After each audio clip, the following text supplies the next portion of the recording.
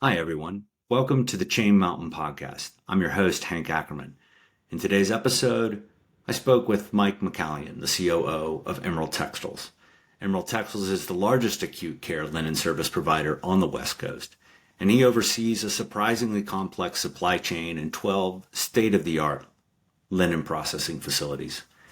In this episode, we talked about the business and operations of industrial laundry, the technology that makes it work. We'll talk about private equity and what it takes to be successful in that ownership model, and also the importance of being a good teammate and a male role model. Be sure to like and subscribe so you don't miss out on our future awesome guests.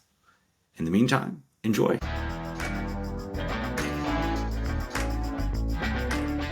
Mickey, thank you so much for being with us. I'm really excited about today's conversation. I ran upon an interesting statistic earlier this week. So I was listening to another podcast, and so I'm kind of a junkie. And they talked about the number of deaths directly attributable to bacterial antimicrobial resistance, right? And so, broadly speaking, there's 1.2-ish million deaths, and this was in 2019, so the number's obviously a lot higher, that were directly attributable to that. Nearly 5 million deaths associated with, more broadly, with drug-resistant infections. And it's estimated that it's going to outpace cancer as the leading cause of death in the next 25 years, right? First of all, I'd love to get your reaction to this statistic. And there's probably a lot of people wondering why, I'm giving you this statistic and why this is so important, and how that relates to Emerald Textiles. So, what's your take? I didn't realize the statistic was as high as that. I'm very Yeah, aware that how critical the hospitals actually take a look at the AMR and the transferable infections. Uh, as an industry, the healthcare industry, they actually see Emerald Textiles and our peer groups as very important for the hygiene of their laundry. And it's not just we're not just washing laundry to prevent infection. We're actually sanitizing it. yeah, Clinical sanitization with very, very strict controls on what's actually happening. If you actually think how the hospitals use their linen, they're not actually using new linen for every patient. It's actually recycled linen. It's linen that's been used before, just like your home laundry. It's gone through a wash cycle. But the wash cycle for the industrial laundries, the healthcare laundries, is even stricter than we can even imagine sitting at home. Uh, the the properties of the chemistry that we have to use, the tight controls under CDC guidelines on TRSA, Textile Rental Association, that each of our healthcare operations have to wash under is very, very strict. And that's actually to prevent that type of transferable infection from one patient to the other, or from soiled linen back to the clean linen. But I wasn't aware that the risk was as high as that. But we get audited often by our hospital partners and by outside bodies to ensure that we have those strict protocols in place to achieve that hygienically, surgically clean criteria. yeah. Now that's a global number. I think of that 1.27, right? There's 50-ish thousand, I think, in that was in the U.S. That's deaths, right? Not necessarily the number of infections, but I've known a number of people who have gone into the hospital and Yep. come out with pretty serious infections. So it's not it's not a small number, regardless. One of the other interesting things that, as I was, kind of studying your industry, was just how much more you talked a little bit about the requirements and the specific chemistry, was how much more efficient your process is as well, right? So maybe just talk a little bit about, kind of what you do, and some of the efficiencies that are gained by doing it this way, and why a hospital wouldn't do it themselves, for instance, right? Uh, well, just to put it in perspective for the listeners, uh, your laundry at home. Imagine that's a Toyota. our washers here are Formula One Ferraris. Uh, we're Emerald Textile. We have a capacity to wash 500 million pounds worth of linen a year. We're, Half we're, a wow. we're currently doing 350 million, but our plants have to have that surge capacity, business continuity for our hospital partners or healthcare partners that we're Right. working with. But imagine 500 million pound, and this is linen that's coming through on a 24-hour cycle. It's constant movement. Yeah. Uh, Unlike all our supply chains, we actually have the reverse logistics where the linen is going out, and as they leave the clean linen out, we're actually lifting the dirty linen and bringing it back and going through the cycle again for 24 hours later. And it's the facilities would be turning around. The majority of our facilities are turning around over £100,000 per day. Some of them, Wow. some of them £250,000 per day, Wow. or more. Wow. That's quite a that's quite a complex operation. When you say surge capacity, that was interesting. What how do you kind of calculate that surge capacity? What's a surge for? Is that so like COVID and Yeah. incidences like okay. It's like COVID. It's a great example last year. The Pacific or Palisades fire incident Oh, happened. yeah. When that actually happened in LA, we got calls from several of our healthcare partners. They were expecting a lot more injuries than actually happened. Hmm. Uh, they also thought that some of their hospitals may have to close down, and their linen could not be used if it was in that hospital. So they were already putting in place their business continuity plan, and then asking us, can we step up? So we immediately had to put in place, uh, 20% extra linen in certain areas within LA should the need arise. So that's what the typical surge capacity is. And then everybody remembers COVID. So Hmm. during COVID, that actually bumped up dramatically. Hmm. Yeah, I can imagine. Um, So, what's behind the scenes in terms of you kind of mentioned your the additional complexity of the reverse logistics of getting the dirty laundry in and then returning. Kind of talk to me a little bit about the or give the listeners a perspective on the complexity of your operations, right? What are the things that you find special, different about this particular business that you haven't run into in your past? Uh, well, obviously, Henry, you're aware my background was in manufacturing. So Yeah, come yeah. across into linen rental for the healthcare industry. Uh, Everybody in manufacturing has heard of Kanbans. Well, Yeah. healthcare industry's got their own word. It's called a PAR.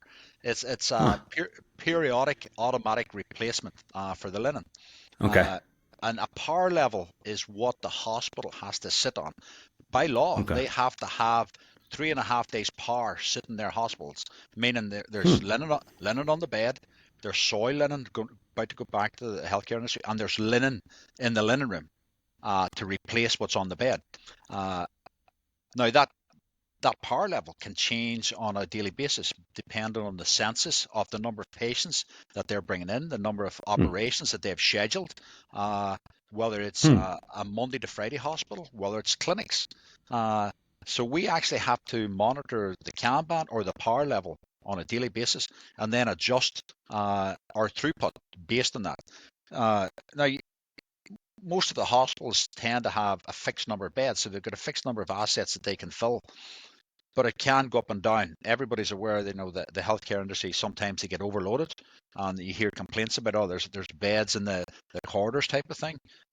That's what the extra powers for when that there's actual surge, Yeah. and then we have to respond within the 24 hours to replace that. Now that's it. Always starts at the customer. It's like any other Yeah. Yeah. industry. It starts with the customer. So customer after the customer establishes that, our account manager right there, it then comes back through as I said earlier, the reverse logistics. It's in the trucks that we bring it in actually are separated. So you've got clean linen separated from the soil linen, and the Okay. truck after every route is covered, that truck has to be sanitized. Yeah. Yeah. Every Yeah. day that truck is sanitized. Every day the carts that the linen moves in, that cart is sanitized. It has to Wow. be Yeah. Yeah. and it goes through what's like an automatic shower. Yeah. It gets sanitized with chemistry, dries out, and then it's good to be used again. But when it comes into the facility, uh, it has to be sorted. Everything gets sorted. You want to be as efficient as possible down through your Hmm. your plant. Uh, and in manufacturing terms, you have got uh, low volume, high mix linen, and then you got high volume, low mix linen. High volume, low mix linen. People would say that's my standard linen. That's your bed linen. That's your sheets, your blankets, your pillowcases, anything Hmm. that you would expect to see in a ward. That runs smooth. That's Yeah. the stuff that runs smooth. The challenge is the small linen mix. Uh, and then another challenge that we have is what we call losses. Uh, every time a baby's born, the mother leaves the hospital with two blankets, a baby blanket over her shoulder and the baby wrapped in a blanket. Well, we have to Yeah. calculate those losses on a regular basis and make sure we're replenishing that linen on a basis so that the power level stays accurate. Like Right. we're about to hit September. You threw out statistics earlier. September, statistically speaking, is the highest month for births in the year. Really? So Huh. August is the Huh. second. Huh. September, it's all that partying at Christmas. Yeah. Yeah. I was gonna say New Year's. Yeah. There you go. So we our guys are already adjusting what they call the power levels, Okay. injecting more baby linen and mothering gowns in preparation for. Now it's only a slight uptick compared Yeah. to August, but August and September are quite a reasonable uptick for the rest of the month. Yeah. You should have to do that. Uh, so when the linen actually comes back after the sort process, and it's a manual process. Our operators actually have to be gowned up as if they're doing a surgery, so they're gowned up, Yeah. rubber gloves and stuff. But Yeah. then after that process, it becomes very automatic. It moves through the facility in RFID or barcoded slings, as they call it. The slings weigh anything from 150 pound to 300 pound of linen moving Right. through, and then they go into what's called a CPW, continuous process wash system. Uh, Imagine the largest wash machine you can think of. Well, one of these, this is now 12 or 16 of these back to back, and it washes in a screw format. So Hmm. it tumbles from one section or one cavity into the other. The first three sections, high concentration of chemistry Uh-huh. to really break down that bacteria, the AMR, Yeah. etc. Yeah. Break that down. And then it goes into more or less your the next three cavities, more or less your standard wash, plenty of soap, and each Right. each each cavity as it moves down, it's less and less and less. But you potentially have 650 pound loads of wash of various washes going down through the tunnel at any one time. Wow. And our laundries could have one, two, three, or even four of these tunnels operating at any one time, and the linen is moving overhead. It drops out of the tunnel after a final rinse, and then it goes through a press. You've got like a 50-ton press. It's just going to squash this down like a cake, Yeah. and it's 150 pound. Moves it into a dryer. Now these dryers are massive. These dryers, again, they're very large. 300 pound dryers, 400 pound dryers. Yeah. Again, linked to following the tag that's on the sling. It actually knows what formula or what linen it's about to dry. Blankets, Huh. 20 blankets might be 25 minutes, pillowcases might be 10 minutes, sheets might be 15 minutes. And these are automatic dryers. Once they sense the humidity, that there's less moisture coming out, they know the load is dry, and it pops it out and it moves again to another sling, automatically moving via gravity throughout the facility, and it will drop it off at an ironer, an automatic ironer. Well. Uh, Now, this is where there's direct labor involved. The people there will lift that linen, and depending on which piece of linen they're picking, they will actually feed it through a feeder into the ironer and then into a folder. I wish I had one of these folders at home to do the Ah. laundry, keep my wife happy. I Uh, do as well. I, but so I'm most a of the terrible facilities, folder. Yeah. oh, yeah, these things just do it so neat. Bundle it. They'll actually bundle it Hmm. into fives, tens, 15s, whatever the customer wants. Moves Yeah. down a final conveyor, pack out, and then into the cart for the next day. Yeah. And Oh. then delivered on the truck. And again, the most of the laundry companies have got a specific, the best way to call it is like an ERP system for Yeah. laundry, which Yeah. tracks your throughput, tracks your linen going across the scale. And because we charge by the pound, your soil coming back is weighed on the cart, and your soil or your new linen going out is weighed. Now, Uh, uh, a point I learned here that soil linen is heavier than clean linen. So we actually look for 100% return rate. 108%. If we send out yeah. Yeah. uh, a certain amount of linen, we expect when that linen comes back from each of the hospitals, we want to see 108%. If the percentage is lower than that, the soil to clean ratio has dropped, and that tells us that's where the losses are happening. Mm. Doctors or nurses are walking out with our scrubs. The babies are walking out with 3 baby blankets versus 2. Yeah. Yeah. The gowns are going missing, and we Yeah. have to stay on top of that with our team, and Hmm. then inject the right type of linen in there, because the customer every day is expecting that 100% fill rate. Yeah. Get it in there. Who sets the par, right? Is that them moving that par up and down, or is that a automatic calculation, It's a based on the number of people? What? it's a combination. They call it the hospitals. They call a census. How many people do we expect to come in? Some of that is emergencies, so they know from their data analytics how many emergencies they typically cover, Monday to Tuesday or Monday to Friday. Hmm. Mondays are actually a big emergency day. Accidents over the weekend, people don't Yeah. want to go, Yeah. but on a Yeah. Monday there's more emergencies getting covered. And then the power actually fluctuates slightly from Sunday to Thursday. Your Hmm. delivery on a Friday is actually for a Saturday, and your delivery on Saturday is for a Sunday.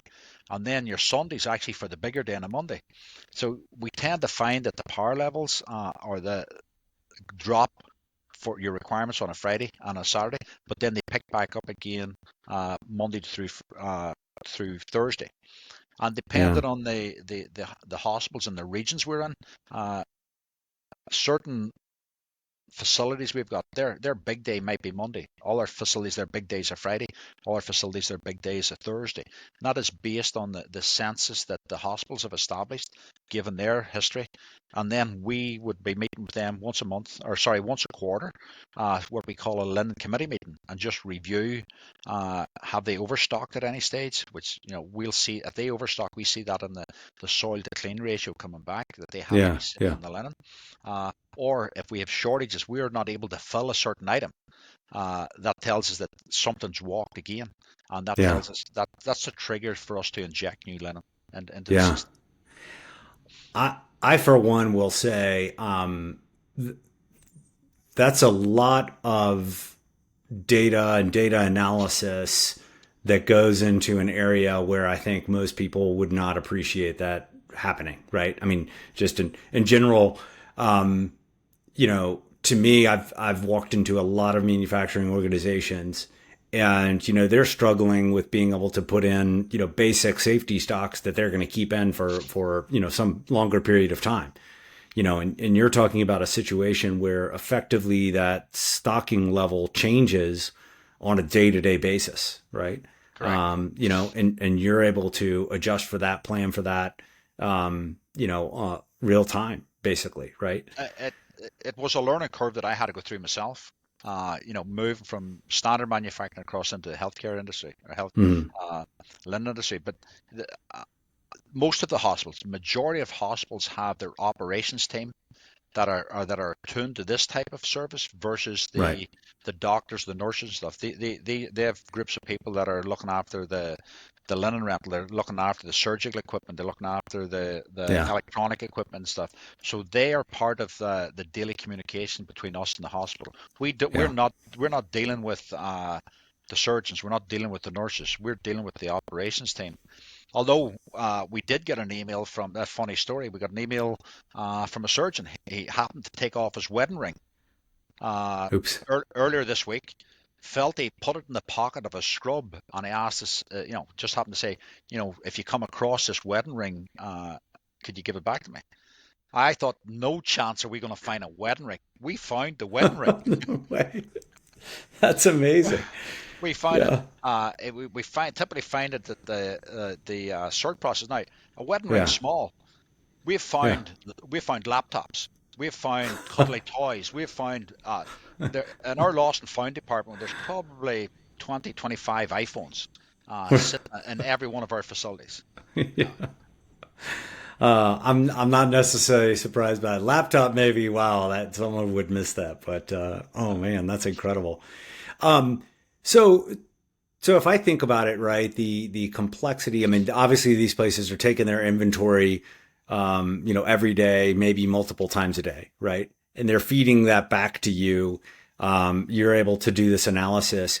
Talk to me about a little of the tech stack and what was required by you guys to integrate. Are you guys automatically integrating that, or is it a lot of manual back and forth between the It's the still hospitals? manual. It's still Yeah. manual. We a combination of both.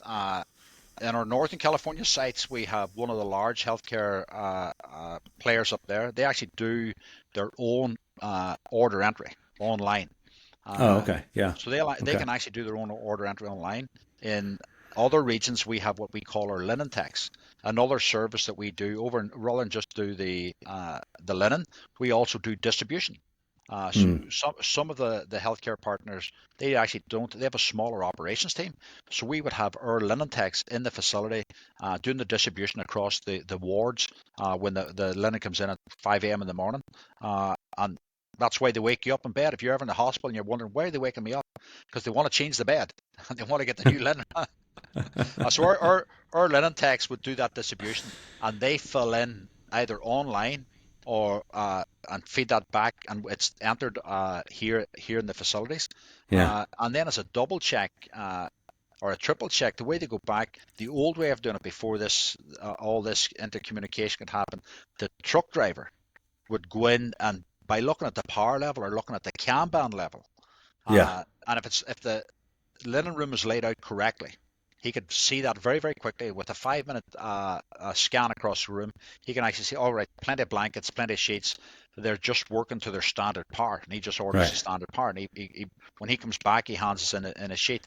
The admin or whatever, the service managers can then compare that to the data that's already in the system. Say we're good to go, or they say, wow, they're sitting on a lot more linen than we actually thought, and then we will adjust the power down. We will adjust the quantity that's gone out to the hospital down, or they're sitting on less than we thought, and we will adjust it up. So there's two or three ways of doing it. And our next step that we're trying to do, especially with the facilities that have already gone automatic entry, we want to put a double check in. When we're already trying this out, we've put an algorithm in the system. If a hospital orders 20% more of their power for 3 days in a row, it's going to trigger an alarm. Yeah. Yeah. And Yeah. the account manager is going to go out to that site, talk to their counterpart at the site, and just ask, hey, has your census gone up? What's happened? Are you aware that you've ordered this? And if they're not aware, typically we see it pull back down over the next 2 or 3 days. If they are aware of that, we will actually adjust the power up and continue to monitor it. Yeah. The other way to catch it is your soil to clean ratio. Hmm. So we weigh the soil coming back, and if that soil to clean ratio is not at that 108%, or certainly within the 105%, we have built in a 3% loss factor for wear and tear. Right. Your Right. linen really is good for most linen because of the high concentration of chemistry and the high heat that we have to put this through. Hmm. Most linen's really only good for 12, 14 cycles, and it'll start to wear, it'll start to get thin and rip. So we actually are part of our quality control. That 3% gets thrown away. So we actually Right. replace that 3% as part of the contractual basis as well. Wow. Um, I certainly never had an appreciation for how much complexity you guys dealt with there. I mean, yeah, that's really cool. And I honestly think that there's probably a lot of manufacturing companies out there that could learn a lot, from what you guys do.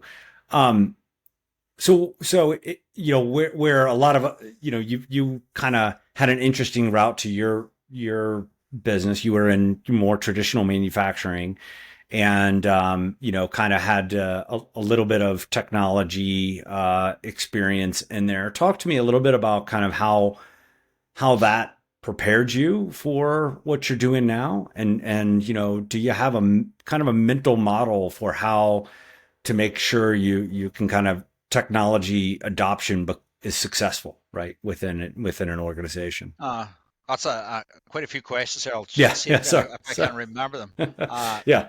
I, Ha- my background was in the high tech world. Anything from medical equipment to military aerospace and defense equipment.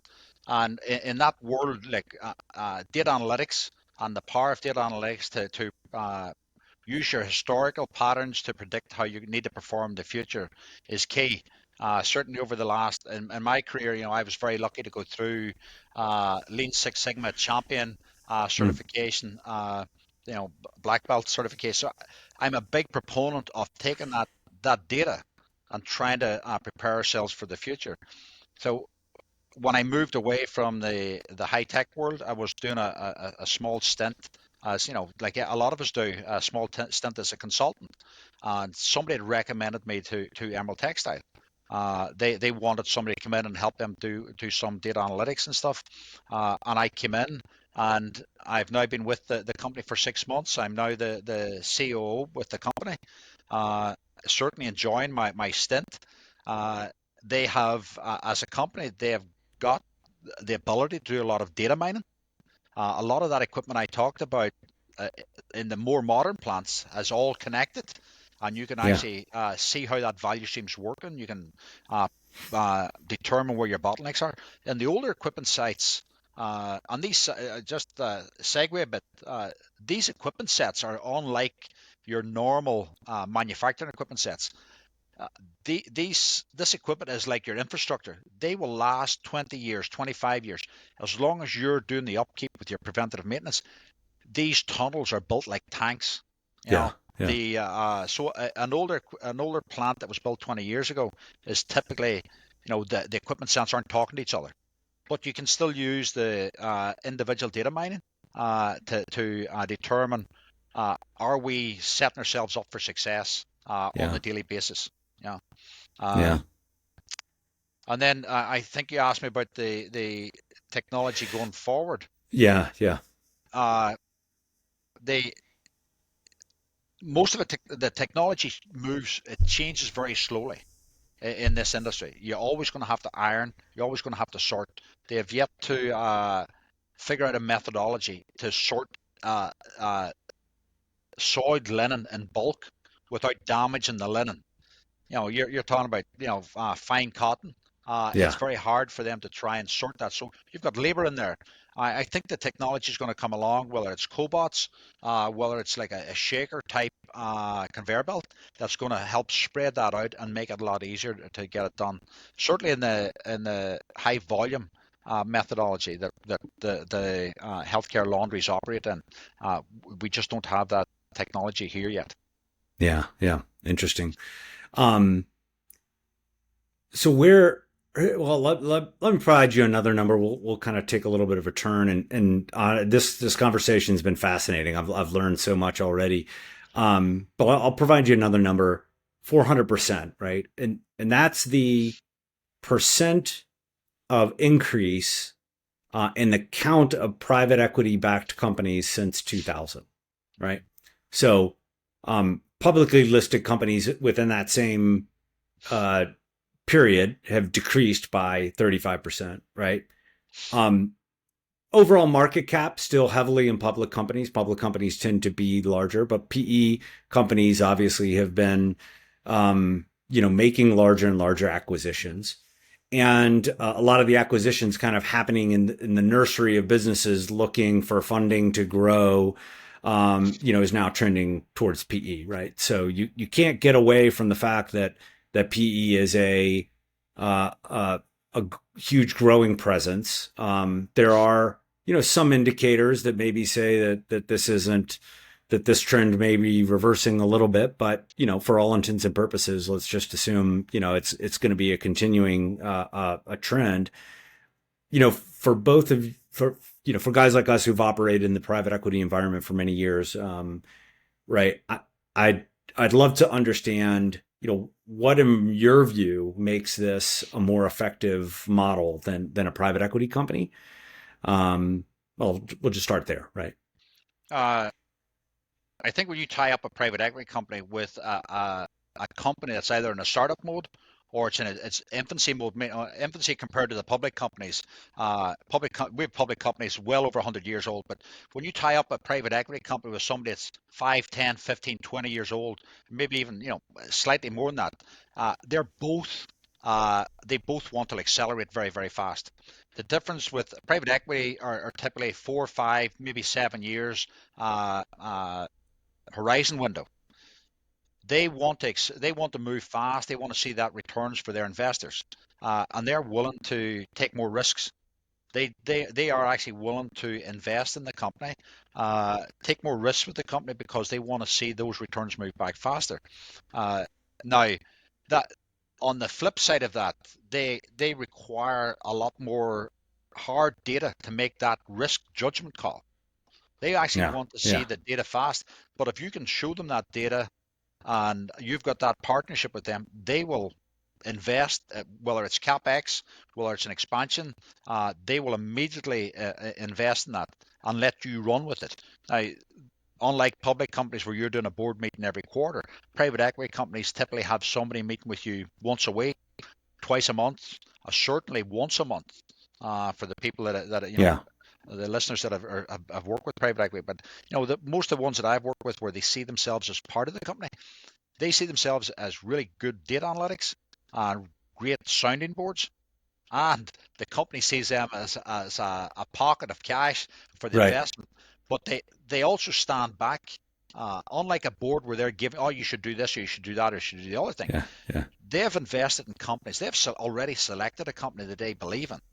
They already believe in the management team because we typically put the management team through their rigors when they're yeah, making that yeah, selection. So they believe in the management team. So when the management team shows them a piece of data, say, look, if you let us run with this is what it's going to do to your EBITDA. yeah, So that's the big benefit, where there's more red tape with the public companies. yeah, yeah. Um, what do you think as an executive, right? So someone who's aspiring to be in a COO role at some point in their life, right? What do you think's required? What would you advise is required to be successful in that environment? And what are some things that you believe cause people to fail? I think in my span working, I think the role has changed, from where it used to be. It used to be where the CEO had to be more financially astute, taking a look at working with the CFO, working with the CEO, and they spending a lot of their time just looking at straight line data. As you have companies like private equity, or people have become brought on onto their team, data analytics people. The COO is now more of a softer side, where they're looking leadership, they're looking clarity, they're looking somebody that can tell the story to the employees, whether it's the direct employees to the CEO, or whether they're doing an all hands meeting at the factory. How can they communicate the vision and the strategy of the company, and then executing that? Show the team members, show the employees that this is the path that we're going on and how they're going to be successful. So the I think the people that want to move down that path, uh, they have to get a bit more EQ, emotional intelligence. They have to be better listeners. I know that I wasn't a great listener. Still, I'm not. My wife would say I'm still not a great listener. You know, but you have to be a better listener to your team, because I found out I'm not the expert. I'm certainly not the expert in laundry, healthcare laundry. So I have to trust the people around me, but I have to learn how to corral the cats, so to speak. Everybody's got an opinion, and as a COO in the operations side, whether it's your logistics team, your service team, or your operations team, manufacturing team, you have to make sure that they're all aligned to the strategy of the company. And that can take a lot of, especially when you're looking after multiple plants, uh, that takes a lot of your time. and you Yeah. have to be very selective with your time. You Yeah. can't do not allow yourself to get pulled back to your comfort zone while you were an engineer, while you were a logistics. Don't allow yourself to get pulled back to that, because you're now getting paid to move to the next level up. And you know, I'm not sure if I've got this percentage right, but are you doing 70% strategic and 30% tactical, or what is it? But you certainly have to be more strategic, Yeah. and be, being able to move from where the issues are for that month, not where the issues are for that day. Yeah. Yeah. Wait, you used the word team a couple times in there, and reflecting back on our previous discussion, we both share a love of rugby. I've got a little bit of a crooked nose to that's as proof, right?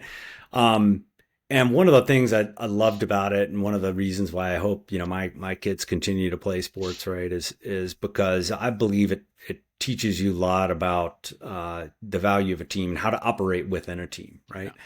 Um, talk about that in terms of your leadership style and kind of where you got that from and the role that it plays in your organization now. Well, for the listeners, rugby's a hooligan's game played by gentlemen.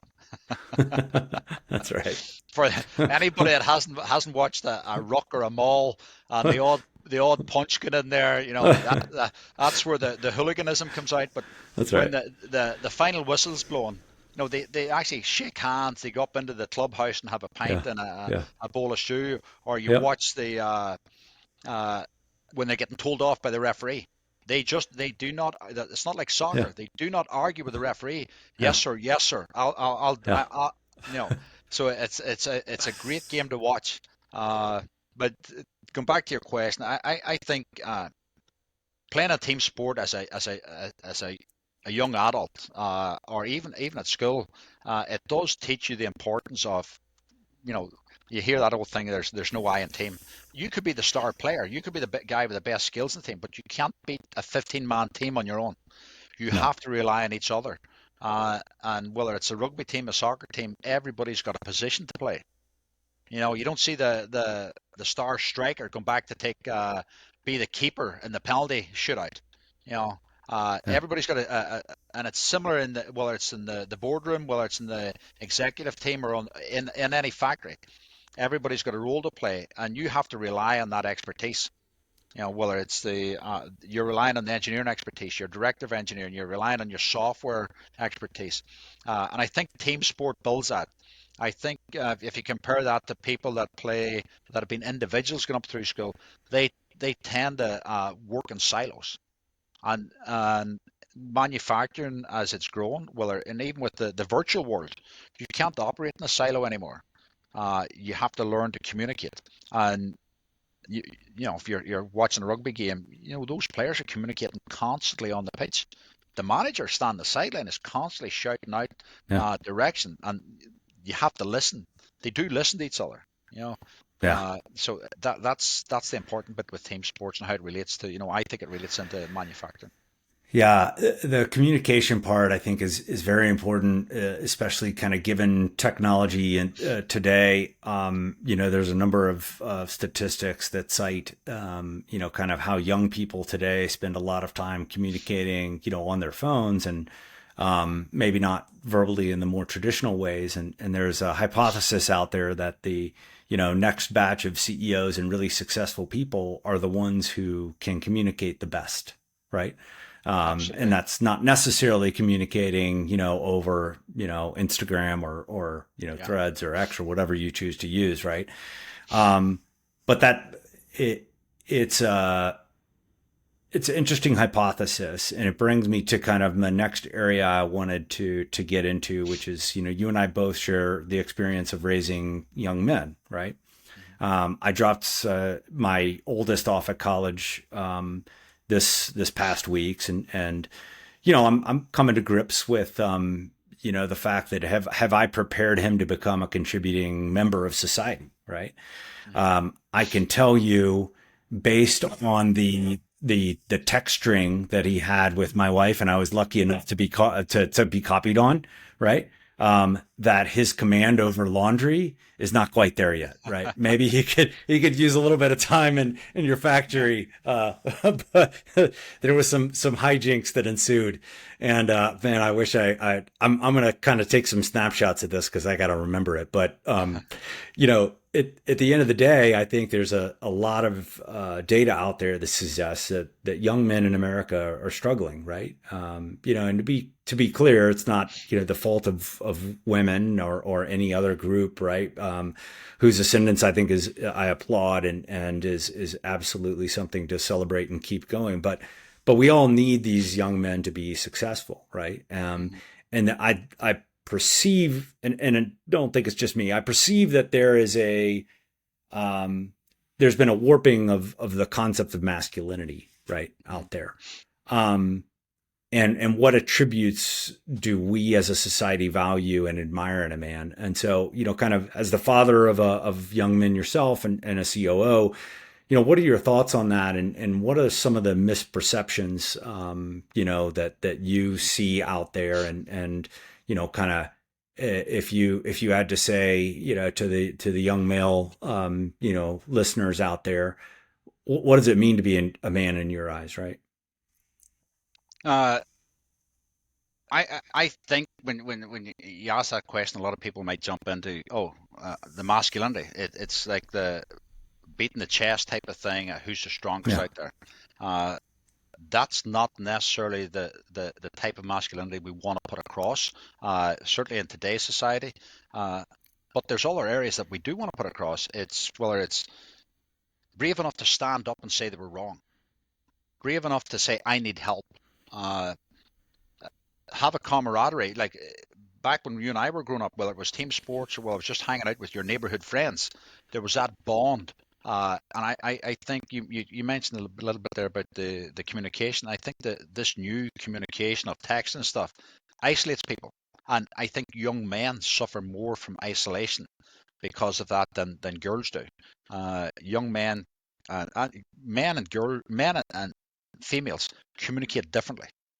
Uh, a female, can tell a story. It'll take them all day to tell a story. Men can say yes or no, and that's the answer, and then they walk away. Uh, Men, when they get together, bond as brothers, whether it's, obviously by now everybody's telling you that guy's Irish.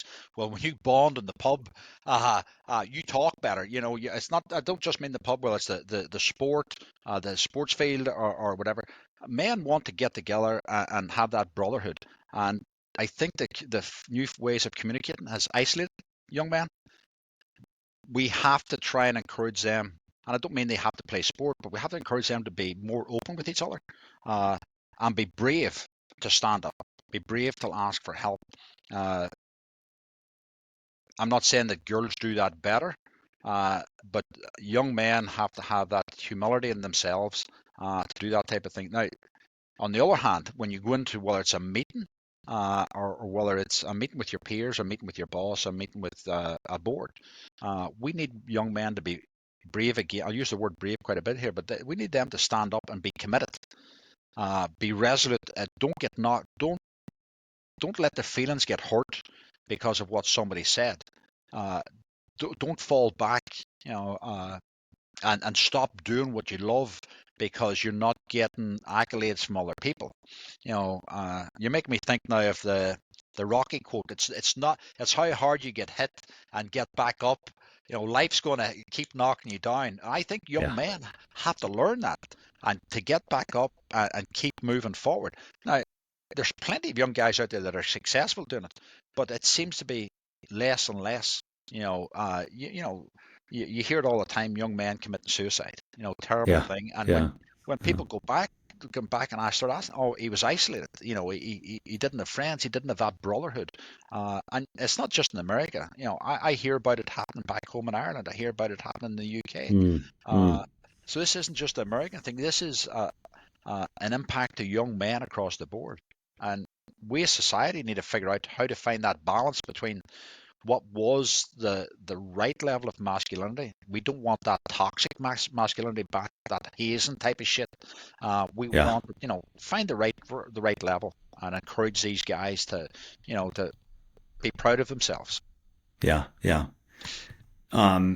Those are, tremendous insights. And I think, you're spot on, certainly about, the prevalence of suicide and the lack of that community that's there, right? And I think that's something we've got to figure out and solve for, for sure as leaders.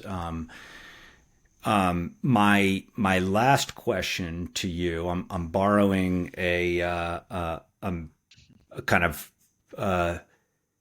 I'm borrowing a question from one of my favorite podcasts, which is called The Diary of a CEO. And basically, they ask they ask a prior guest to leave another question for the next guest. They don't know who you are. They don't know anything about what you do. So this is a kind of broad ranging question. The question that you're going to land with is the year is 2050. You're leading your team in a discussion and you say, I can't believe in 2025 we used to, right?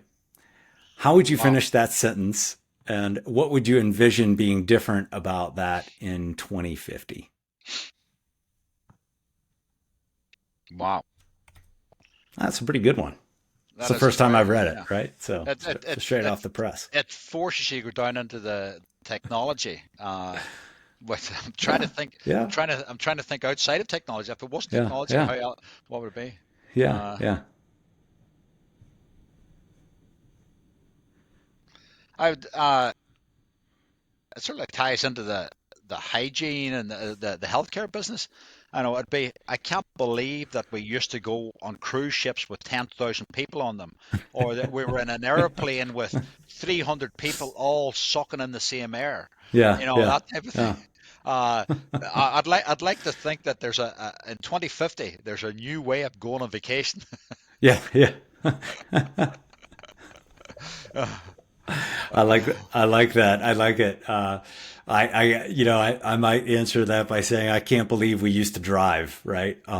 Man, there's parts of me that cannot wait until you kind of get that more automated travel. But You're thinking of Star Trek. Energize now, Scotty. Yeah. Well, you think about Star Trek. I've actually predicted a hell of a lot. The mobile phone. Yeah, yeah, absolutely. You flipped it open. It was the old Nokia. There he goes. Yeah, yeah. Who knew that was going to be a thing, right? Yeah. Beam me up. That's it. That reminds me of another question you don't have to answer, but it's a good question that I've heard, which is, do you think the future is going to be more like Star Wars or Star Trek? Right. So that's a mind numbing one. We'll save that for a glass of bourbon later tonight. You're thinking of 30-50 or 40-50. Yeah. That's exactly it. That's exactly it. Well, listen, Mickey, thank you so much for joining. It's been a real pleasure. I've learned so much today and really enjoyed it. We'll talk again soon, but again, thanks from all the listeners. I appreciate the time. Thank you. You bet.